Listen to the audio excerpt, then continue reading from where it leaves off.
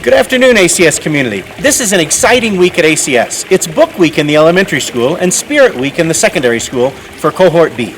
Cohort A will have their special events next week. It's great to see these seasonal celebrations returning to school. In addition, we will host the first in-person General Assembly at ACS in 2 years. We are delighted to welcome parents back to the campus on Wednesday at 6:30 p.m. for this important community event. We are also offering on-campus tours both before and after the meeting, especially for parents who joined our community during the pandemic and have not yet visited the school campus. If you've not yet reserved a seat for the meeting or a spot on the tour, you can still do so at the link in my message. Please be aware that this event will require strict biosecurity protocols.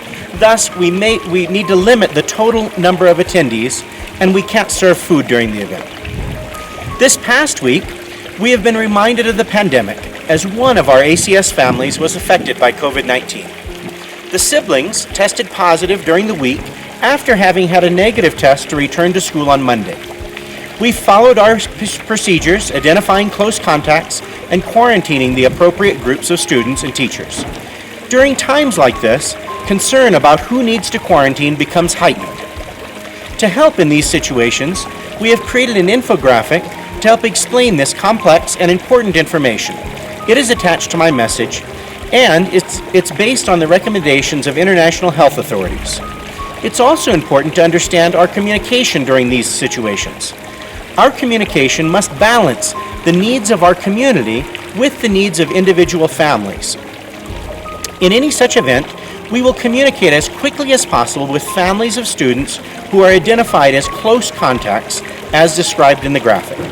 We will generally not make a whole school announcement to protect the privacy of individual families.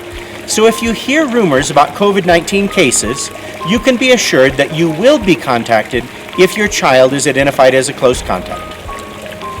Although it's not appropriate for us to announce individual cases to the whole community, it may be helpful for you to understand the frequency of such cases in order to better assess your risk. Since the start of school, there have been no positive cases among those completing the required testing to attend school. On the other hand, there have been 5 students who tested positive at other times. Of those 5, only 3 were at school during the window of time that necessitated contact tracing. We then quarantined the groups of students as required by our protocol. So there's been no evidence of COVID-19 being transmitted at school.